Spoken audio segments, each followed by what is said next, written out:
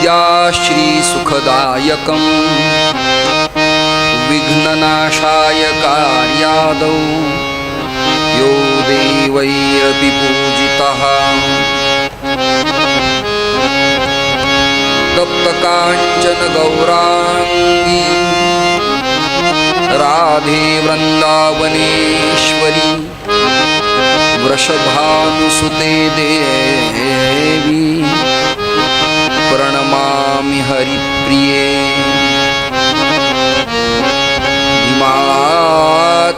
हिमातिरनिवासाय पंढरीपुरवासिने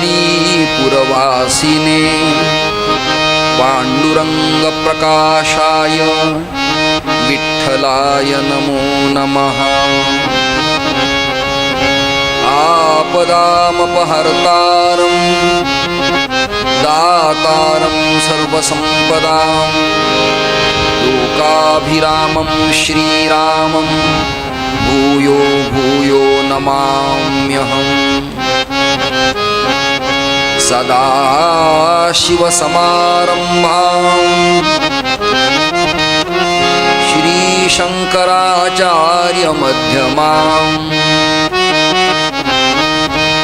अस्मदाचार्यपर्यन्तां वन्दे गुरुपरम्पराम्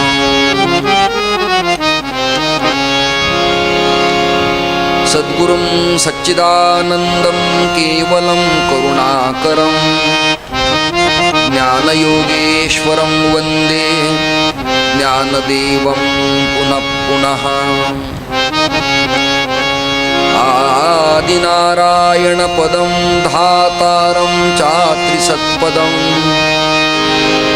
दत्तं जनार्दनो चैव एकनाथं नतोऽस्म्यहम् तुका वा परब्रह्मरूपी तुकिता तुका पावला सस्वरूपी तुका स्वामी हे नाम वाचेसी गाता बहुसा निळा पावलावर महाता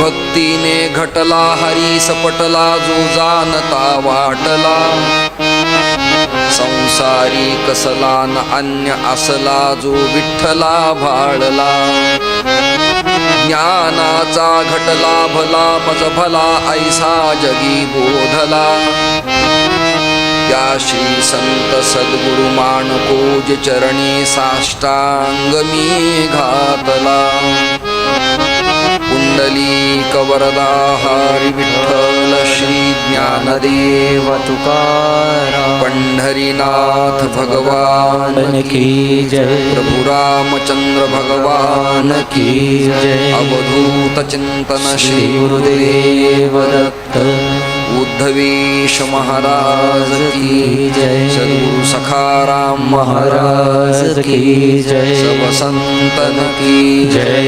सब विप्रन की जय। नमः पार्वती पते शिव हर हर महादेव।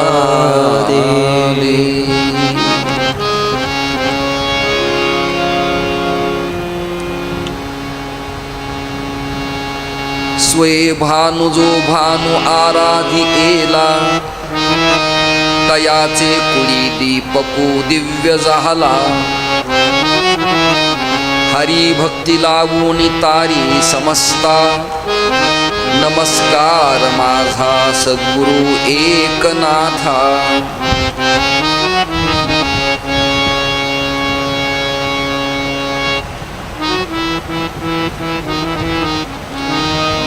अकारण करुणावरुणालय तडित पीतांबरधारी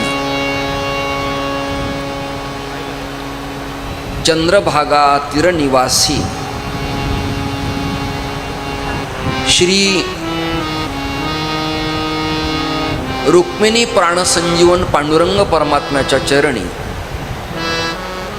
कोटी कोटी प्रणिपात करत पुरुषोत्तम मासाच्या प्रीतीअर्थ छत्रपती संभाजीनगर या शहरात N7 या विभागात श्रद्धेय अमळनेरकर महाराज सेवा संघाच्या वतीनं आयोजकाच्या अथक परिश्रमानं संपन्न होत असलेला हा वाङ्मयीन तत्वज्ञानाचा यज्ञ आणि या वागयज्ञात कथारसपान करण्याचा सुयोग आदरणीय श्री कृष्णा महाराज अरगडे यांच्या माध्यमातून मला मिळालेली ही संधी आजच्या कथेचं आपलं समापन आहे. तशी कथा, प्रवचन, कीर्तन, भागवत आणि रामायण कधी समाप्त होत नसतात.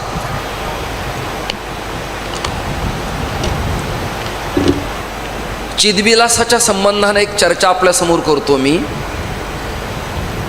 जे कोणी तत्वज्ञानातले जाणकार आहेत त्यांना कळेल. विषय आहे चिदविलास. श्री ज्ञानेश्वर महाराजांच्या ज्ञानदेवीत असे एक ओवी आहे. तिचा मी आशय आपल्यासमोर मांडतो. शेतकरी जेव्हा तिफण हातात धरतो आणि त्याला बैल जोडतो, त्या तिपणीच्या चाढीला 3 दांड्या असतात, नळ्या, पोकळ.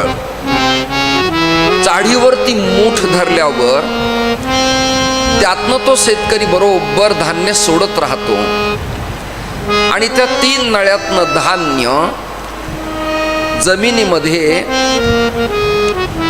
सोडण्यात येतं. तिफण फिरवणं संपलं, कडाक्याचं ऊन पडलं आणि तात्काळ रात्री मृगराजांनी कृपा केली आणि पाऊस पडला. पुन्हा सूर्य तापला आणि 3-4 दिवसानंतर पेरलीला जो दाणा आहे, जो बीज आहे, त्या बीजाला अंकुर फुटला. तुम्ही शांततेत ऐकताय ना सगळं हे? आणि त्या पेरलेल्या बीजाला अंकुर फुटला. तेव्हा तो अंकुर एकटाच होता. तो विकसित झाला. त्याला पालवी फुटली, देठही फुटलं, गाभाही फुटला आणि वरच्या बुंद्यात त्याला अनेक दाणे भरलेले कणस लागली. दृष्टांत संपला. जे मनपूर्वक श्रवण करणारे लोक आहेत ते या विषयांना स्वीकारतील. पेरलेलं बीज, धान्य समाप्त झालं की विस्तीर्ण झालं.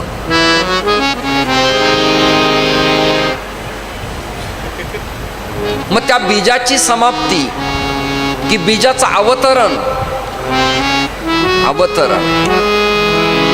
तसं कुठल्याही ज्ञानेश्वरी गाथा, रामायण, भागवत, संत चरित्राची सांगता म्हणजे उदयाचा दिवस, नित्याचा क्रम आहे.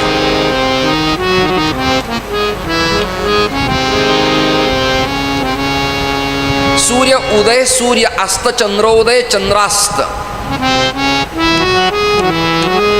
हा सृष्टीचा भौगोलिक नैसर्गिक नियम आहे. त्याप्रमाणे आदरणीय अरगडे महाराज, आदरणीय बाहेगव्हाणकर, आदरणीय सातारकर, आदरणीय महामंडलेश्वर सदाशिव शास्त्री महोदय, त्यांच्या समवेत बसलेले महात्मागण,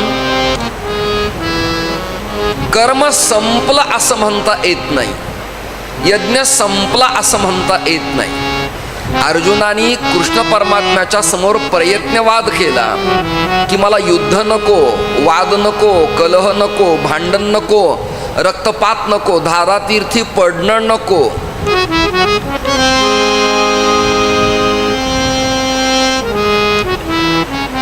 परंतु भगवान त्याला म्हणाले, नाही कश्चित क्षणमपि जातु तिष्ठत्य कर्मकृत. कर्माविना तुला जगता येणार नाही.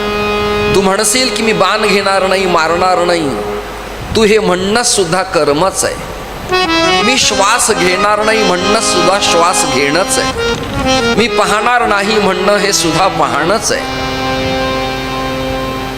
मी जेवतच नाही म्हणणं हे सुद्धा जेवणच आहे. स्वर्गीय जगन्नाथ अण्णा पवारांच्या काळातली गोष्ट मला आठवते, ती नमूद करतो मी आत्ता आवर्जून. नाशिकात एक मोठं संत संमेलन झालं आणि त्या संमेलनाचा विषय होता युक्त आहार विहार नियम इंद्रियाशी सार नसावी बासर निद्रा बहुभाषण. त्यात विद्यावाचस्पती लोहवितकर होते, मी स्वतः होतो, स्वर्गीय त्रिंबकदास महाराज चहराटे होते, त्याचबरोबर स्वानंद पीठाचे कल्याणचे बाळासाहेब महाराज फणसे होते. आणि कृष्ण महाराज वाद इथपर्यंत आला की कांदा हा मादक पदार्थ आहे आणि तो सेवन करू नये. मग एक बुवा उठले आणि त्यांनी लगेच प्रमाण दिलं, लसूण मिरची कोथिंबिरी अवघा भरला माझा हरी, कांदा मुळा भाजी माझी अवघी विठाबाई माझी, असं प्रमाण दिलं. पण कुठे व्यापकत्व मानावं म्हणजे न्यायशास्त्र असं सांगतं अतिदूरात सामिप्यात व्यवधानात, तिथपर्यंत काय मानावं याला नियमावली आहे. सगळ्यांची भाषणं झाली आणि समापनाचं भाषण कृष्णशास्त्री महाजन महोदय विद्या वाचस्पती आणि वेदांत वाचस्पती स्वर्गीय जगन्नाथ अण्णा पवारांचं ठरलं. ते म्हणाले कांदा विषयावर 3 तास चर्चा प्रचंड झाली. कांदा खाणारे ब्रश करून स्वच्छही झाले, पण कांदा न खाणारांनी मात्र 3 तास कांदा खाल्ला. दृष्टांत ज्यांना कळला त्यांना मी धन्यवाद देतो. मी आरंभाला शिरभी चितळ्यांच्या पाठशाळेत आळंदीला होतो. त्यांना मी म्हणालो मी पाणी कुठे पित नाही, मी कुठे आहार घेत नाही. त्यांनी मला उत्तर फार समर्पक दिलं, मी पाणी घेत नाही, मी कुठे जेवत नाही, हे मी पण तुझ्या परमार्थाला त्रासदायक ठरेल, त्यामुळं मीची व्यावृत्ती कर, मीची व्यावृत्ती कर. अहम कर्तृत्व, अहम ज्ञातृत्व आणि अहम ममत्व या त्रिसूत्रीचा त्याग केल्याविना जीवनचर्या सुव्यवस्थित घडत नाही. श्रोते हो, आज सांगत आहे म्हणजे उजा माझ्या कथेचा आरंभ गंगा खेळलाय. तुम्हा सगळ्यांना उद्या मंडप उदास वाटेल, मन लागणार नाही, करमणार नाही, स्वस्थ जीवन वाटणार नाही. कारण 2-2:30च्या दरम्यान कथेच्या प्रांगणात पाऊलं तुमची आपुनहूनच मार्गस्थ होत होती, चित्त एकाग्र होत होतं. डोळे परब्रह्माला पाहण्यासाठी आसोसलेले होते. सद्गुरूंची कृपा होत होती. स्त्रिया, माता भगिनी, कुमारिका, कन्या सौभाग्यवती, गंगा भागीरथी पासून ते कौमार्यापर्यंत सगळ्या जणी श्री गुरूंच्या पदकमलाची पाद्यपूजा करत होते. जरा चित्र डोळ्यासमोर आणा. काही जणी वाण देत होत्या. वान शब्दाचे 2 अर्थ सांगता येतील. वान म्हणजे नमुन्या दाखल, वानगी म्हणजे सोदाहरण, आणि वान म्हणजे आमच्याकडे यावर्षी आलेले आंबेत वानवळा म्हणून काही 4-5 घेऊन जा, याला म्हणायचं वान. पुढचं वाक्य ऐका, काही विद्वान आहेत आणि काही विद्येचे वान आहेत. तुम्ही जागेत ना सगळेजण? आता तुम्ही नेमकं कोणतं वाण देताय या 3 पैकी तुम्ही तुमचं ऑब्झर्व करा, अभ्यासा, चिकित्सा करा, समीक्षा करा, तुमच्या लक्षात येईल. वाण देण्याच्या पाठीमागं खरा अर्थ असा आहे की आतापर्यंत माझं जीवन आहे, संसारात गेलं, व्यवहारात गेलं, नोकरीत गेलं, दुकानात गेलं, शेतीत गेलं, लिखाणात गेलं, वाचनात गेलं, प्रसिद्धीत गेलं, कथा कीर्तनात गेलं. कृष्ण महाराज मला एका संन्याशाने प्रश्न असा विचारला होता. मी सपत्नीक बरोबर होतो आणि कथा होती माझी जिंतूर जवळ एटोलीला. तिथे एक संन्याशी होते, नाव मला आत्ता आठवत नाही, मोठे तपस्वी होते जुना आखाड्यातले. तर मी मकरंद, अद्वैत, माई, रामेश्वर देशमुख, सविता आणि अजून एक तबला वाजक होते विष्णू आरगडे, या सगळ्यांना बरोबर घेऊन मी त्यांच्या दर्शनासाठी गेलो. त्यांनी 3 दगड मांडून एक टिक्कर मला खाण्यासाठी केलं. टिक्कर म्हणजे फलका, दशमी, दुधातली रोटी भाजली, मला दिली. मठात काही व्यवस्था नव्हती, वानरं उड्या मारत होते, कर्कश ऊन पडलं होतं. गाईची धार काढून त्याने एका कटोऱ्यात मला दूध आणलं, ते मी खाल्लं. आणि ते निवांत मला म्हणाले, हे बरोबरचे कोण आहेत? मी त्यांना प्रामाणिक सांगितलं, मी प्रपंचातच होतो, ती पत्नी आहे, 2 मुलं आहेत, हे माझे साथीदार आहेत. त्यांनी मला विचारलं, आपण आतापर्यंत काय काय केलं? मी मोठेपणाने सांगत होतो, आळंदीला अध्ययन केलं, BA तत्वज्ञान केलं, डॉक्टर रमाकांत निर्मळांच्या मार्गदर्शनानं थिसिस लिहून डिलीटपर्यंत गेलो, bachelor of naturopathy yoga science complete करताना एका पॅथीचा डॉक्टरही झालो, हिंदी पंडितही केलं, संस्कृत शास्त्री केलं, गाणं विशारदही केलं, जी टॉकीजला कीर्तनही केले, सह्याद्रीलाही केले. मला सांस्कृतिक कार्यमंडळाचा सुधीर मुनगट्टीवारांच्या हस्ते कीर्तन क्षेत्रातला सातारकरांच्या नंतर पुरस्कारही मला मिळाला. हे सगळं मी भरडत गेलो, ऐका ऐका ऐका, हे सगळं मी सांगत गेलो. संन्यासी शांत बसला आणि मला म्हणाला, जो किया ओ सो ठीक है, ये तो व्यवहार और प्रातिभाषिक सत्ता और मिथ्या जगत की क्रिया हो गई, लेकिन तूने तेरे लिए अभी तक क्या किया है? तुम्ही ऐकताय ना सगळेजण? तसं वाण देणं शब्दाचा अर्थ आहे, आतापर्यंत तू जे केलंयस ना, तो देह कुरवंडी ओवाळून श्री गुरुचरणी समर्पित करणे, विप्रांना देणे. आणि त्यांनी अंतःचक्षुपटलानं तुम्हाला लिहाळायचंय की हा आपल्याकडं आलेला वाण ठीक आहे काय? वान नमोना ठीक आहे काय? आणि चुकीचा असेल तर सूचना द्यायची आहे. रामरक्षा म्हण, गीता पाठ कर, प्रज्ञा विवर्धन स्तोत्र म्हण. बर ते नाही जमत तर निदान गीता गीता म्हण, गंगेचं स्मरण कर, नर्मदेची परिक्रमा कर, तू अजून स्नान संध्यादी क्रियाकर्म कर. काहीच येत नाही तर माधव गोविंद स्मरण कर. म्हणून तो वैदिकांना मंत्राच्या आरंभाला वैष्णव दीक्षा आहे. केशवाय स्वाहा, नारायणाय स्वाहा, माधवाय स्वाहा आणि गोविंदाय नमः. आणि कर्मांती विष्णू स्मरणात परिपूर्णता. आणि भागवताचा सांगता समापनाचा सोहळा असाच आहे, अंते नारायण स्मृती. म्हणजे काय? नाम संकीर्तनम यस्य सर्व पाप प्रणाशनम. काही शिल्लक ठेवतो, रात्री कीर्तनात बोलायला गेल्या 4 दिवसापासून आपल्याबरोबर मी बडबड करतोय. मी काही फार मोठा होलसेल तत्वज्ञानाचा व्यापारी नाही आहे, छोटीशी टपरी आहे माझी. कधीतरी सेटर उघडण्याचा योग अशा महोत्सवात येतो, त्यातच माझ्या सगळ्या पुड्या संपल्या. तर आज रात्री मी काय पुड्या सोडू पुन्हा? जे प्रचंड अभ्यासक आहे त्यांना भय नसतं. सागरातलं पाणी चौंचीनं राजहंसानी पिल्यावर सागरातलं पाणी आटत असतं काय? बोला ना. नसतं आटत ते. श्रोते हो, विषय फार वाढवत बसवत नाही, परंतु कथा, कीर्तन, यज्ञ, मंत्र, प्रवचन आणि पारायण कधी संपत नसतात. संपण हा त्याचा उदय दिन असतो. मृत्यूनंतर मृत्यू झाल्यावर तो संपला, ही भूमिकाच मुळात चुकीची आहे. श्रद्धांजली वाहणाऱ्या कित्येक वेड्या लोकांना कळत नाही की आता विधानं काय करावी. ते म्हणतात त्याच्या मृत आत्म्याला शांती मिळावी. मुळात आत्मा मृत नसतोच. कृष्ण महाराज, रमाकांत गुरुजी, आदरणीय स्वामीजी, आत्मा वा आरे दृष्टव्यः श्रोतव्यः. आत्म्याची व्याख्या वेदांत सूत्राने शिकली आहे, नित्य शुद्ध बुद्ध मुक्त अज्य अव्य निकवडा. आत्मतत्व कधी संपतच नाही. म्हणून मृत व्यक्ती झाल्यावर झालं काय? त्याचं उत्तर आहे, शरीराची होय माती. देह हे पाचाचे धन कुबेराचे, जे ज्याच्याकडनं आणलं त्याला ते परत दिलं. हे बसण्याचं सिंहासन ज्याचं त्याला दिलं. समोर वेलवेटच्या गालीच्या सारखे सुंदर कपडे मांडलेत, वस्त्र.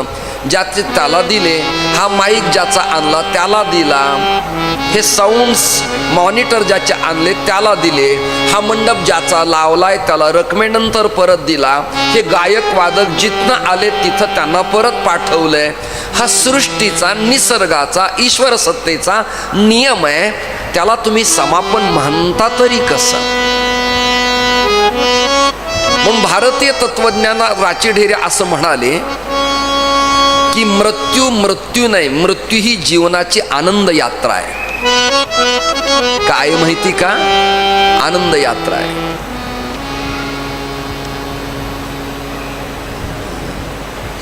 मरणाच्या भयाला न भिणं याला वेदांतात अभिनिवेश म्हणतात.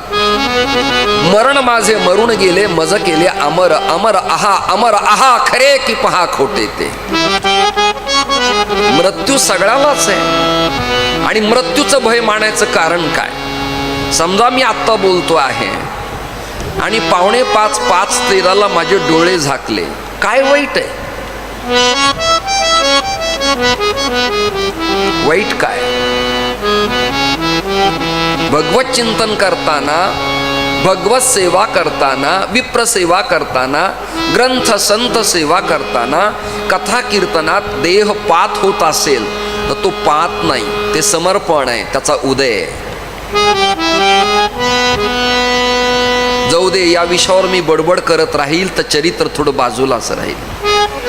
मी विषय मांडला होता की आज आपल्या कथेला थांबायचंय. कथा थांबत नसते, सूर्योदय थांबत नसतो, अस्तही थांबत नसतो, चंद्रोदय थांबत नसतो, चंद्र अस्तही थांबत नसतो. तसं कथा आणि संत चरित्र आणि ईश्वरांचे चरित्र थांबत नसतात, ते प्रवाहित होत असतात. धारावाहिकताम गताः, रमाकांत गुरुजींचं वाचन आहे. कशातला घेतला श्लोक? मधुसूदन सरस्वतींच्या भक्ती रसायन शास्त्रातला.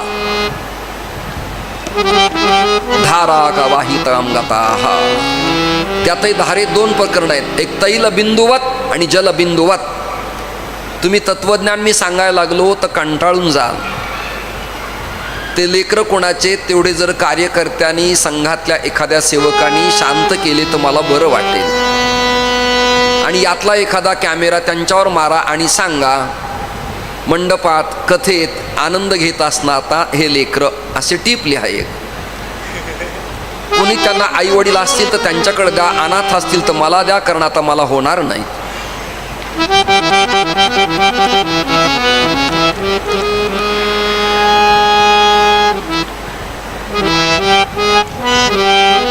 परमहंस परिव्राजकाचार्य अनंत विभूषित श्रीमत जगद्गुरु शंकराचार्य स्वामी महाराज संकेश्वर करवीर पीठाधीश्वर दक्षिणामनाय सच्चिदानंद अभिनव विद्या नरसिंह भारती स्वामी महाराज आलेत. सगळेजण हात वर करून अभिवादन करा. नमः पार्वती पते हर हर महादेव प्रभु रामचंद्र भगवान की जय. उद्धव महाराज की जय. सद्गुरु सखाराम महाराज की जय. ती खुर्ची पुढे घ्या, आसन स्वामीजींना.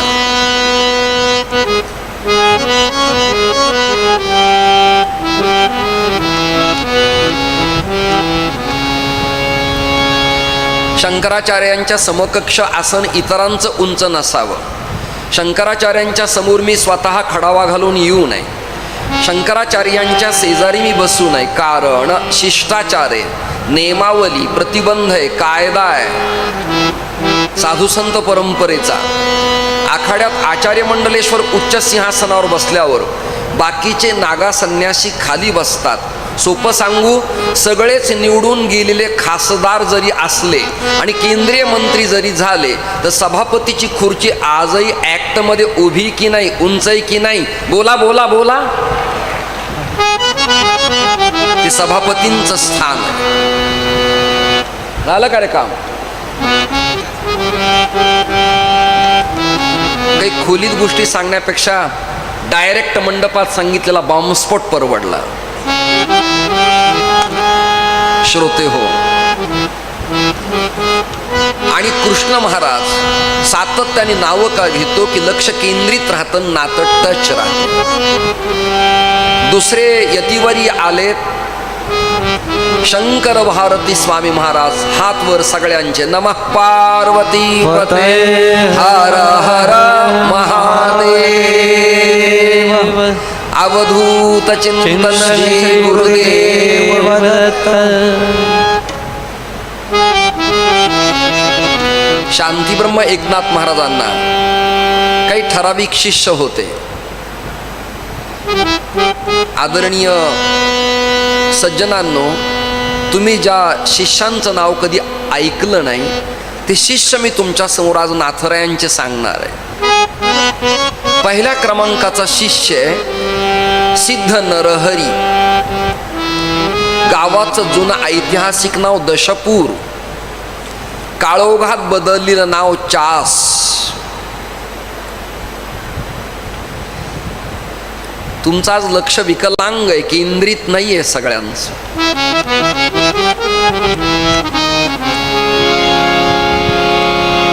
त्यांच्या चिरंजीवाचं नाव होतं हरिस्वामी. यांचं वर्णन डॉक्टर रमाकांतजी दत्तप्रबोध नावाच्या ग्रंथात कावडी बुवांनी केलेलं आहे. संदर्भासहित बोललो. आणि काल मोरेश्वर संस्थानात त्यांनी तुम्हाला सिद्ध नरहरी नावाचा ग्रंथ दिलाय, तुम्ही आवर्जून पाहतो. ते उपजतच सिद्ध होते. ते संत एकनाथ महाराजांचे पटशिष्य होते. नाथकृपेनं त्यांना भगवान श्री नरसिंहाचं आणि भगवान दत्तात्रयांचं प्रत्यक्ष दर्शन घडलं. आणि त्यांनी समाधी पुढे चासगावी नगरच्या जवळ एका पर्वतांच्या रांगेत घेतली. जिवंत असताना वाघ त्यांच्या पायाला चाटत असत. महानुभाव पंथातल्या श्रीधर स्वामीच्या पायाला वाघाने जसं चाटावं तसं त्यांच्या पायाला वाघ चाटत असायचा. ते सिद्ध होते. नाथरायांच्या कृपेनं नरसिंहांचा साक्षात्कार त्याला झाला होता. नरसिंहाबद्दल एक प्रसिद्ध श्लोक सगळ्यांच्या पाठात आहे.